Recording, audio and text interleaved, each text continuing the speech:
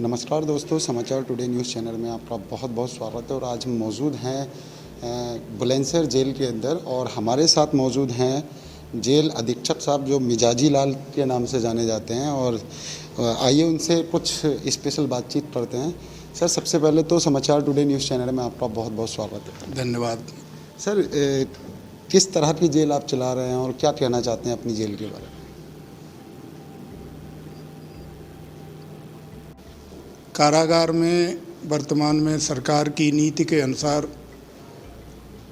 सुधार गृह हैं और सुधार गृह का सीधा सा आशय ये है कि जो अपराधी विभिन्न अपराधों में कारागार में निरुद्ध होते हैं उन्हें हमें सुधार करके उनका मानसिक परिवर्तन करके समाज की मुख्य धारा से जोड़ने का मुख्य उद्देश्य है।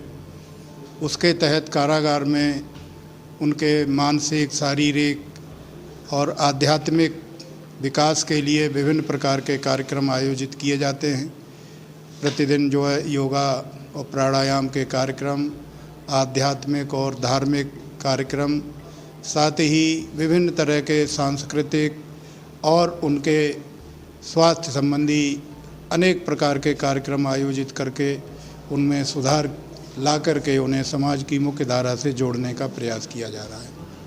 सर, आप सोनभद्र में भी रहे थे और वहाँ पे आपने किस तरह की सुविधाएं अपनी जेल के अंदर वहाँ उस दौरान दी, और अभी यहाँ भी कोरोना काल चल रहा है, पीरियड चल रहा है, यहाँ भी किस तरह से आप इस कोरोना काल में देख रहे हैं? सोनभद्र नक्सल प्रभावित एरिया में जनपद मुख्यालय से 25 किलोमीटर दूर जंगल और पहाड़ों के बीच में कारागार का निर्माण किया गया था। वहाँ पर पानी और बिजली उपलब्ध नहीं थी, जिसके कारण वहाँ कारागार का क्रियाशील किया जाना एक मुश्किल कार्य था, जिसको कड़ी मेहनत करके सभी सुविधाएं उपलब्ध कराई गईं। वहाँ इंडिपेंडेंट फीडर के द्वारा 24 घंटे विद्युत आपूर्ति की गई तथा उसके बाद वहाँ जल संयंत्र का निर्माण करा करके 24 घंटे शुद्ध पानी की आपूर्ति सुनिश्चित की गई तथा जो मुख्य मार्ग से कच्चे मार्ग पर जेल बनाई गई थी उसके 5-6 किलोमीटर लंबे मुख्य मार्ग का निर्माण कराया गया। वर्तमान में वो कारागार एक बहुत सुसज्जित और हरी भरी कारागार है, जहाँ हर प्रकार की दैनिक सुविधाओं की पूरी व्यवस्था है। हरियाली से, अभी आपने हरियाली का नाम लिया, हरियाली से याद आता है, बहुत प्रेम है आपको हरियाली से। अभी बुलंदशहर जेल में भी जब हमारी एंट्री हो रही थी तो काफ़ी हरियाली हमने यहाँ भी देखी, तो किस तरह की आप ये प्रेम है इनसे ज़रा? कारागार में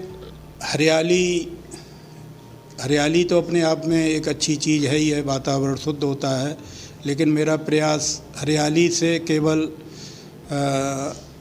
ऑर्नामेंटल प्लांट्स लगाने से ज़्यादा मेडिसिनल प्लांट लगाने की तरफ जोर रहता है।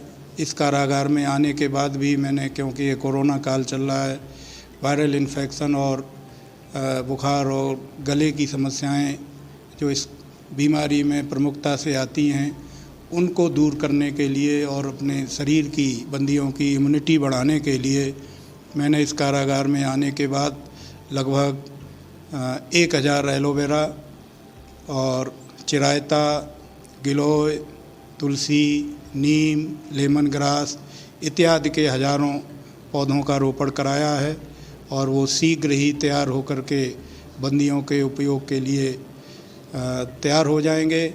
और क्योंकि कोरोना की जो तीसरी लहर संभावित है उसकी तैयारी के तहत हम ये पौधों का रोपण करा रहे हैं। अभी चुनौतियाँ बुलंदशहर जेल के अंदर किस तरह की चुनौतियाँ आपके सामने हैं और किस तरह आप सामना करना चाहते हैं इन चुनौतियों?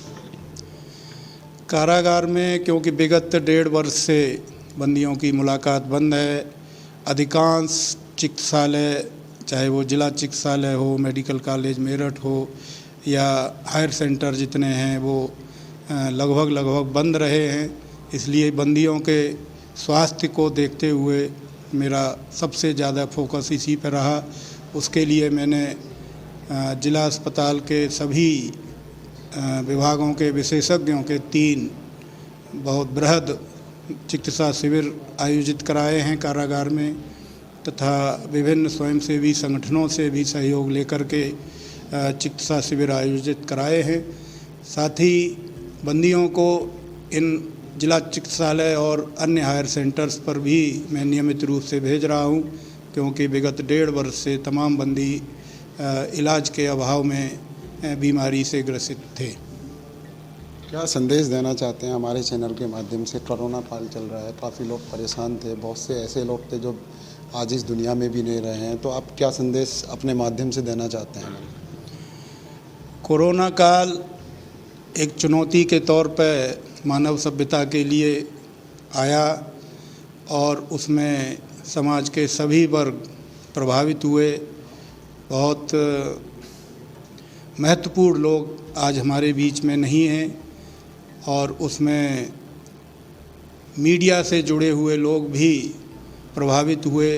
बहुत सारे मेरे परिचित और मित्र भी आज इस दुनिया में नहीं हैं।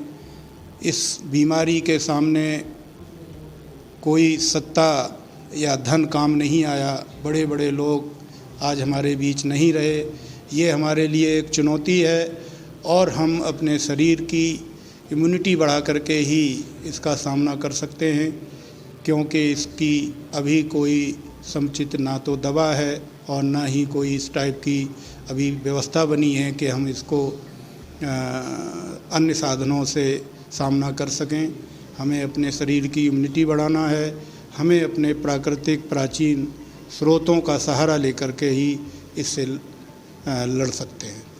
तो ये थे हमारे साथ बुलंदशहर जेल के जो अधीक्षक साहब हैं, वो हमारे साथ मौजूद थे और इन्होंने बताया कि अपनी शरीर की जो इम्यूनिटी है उसको बढ़ाएं और इसी तरह से एक बचाव इसमें आप कर पाएँ।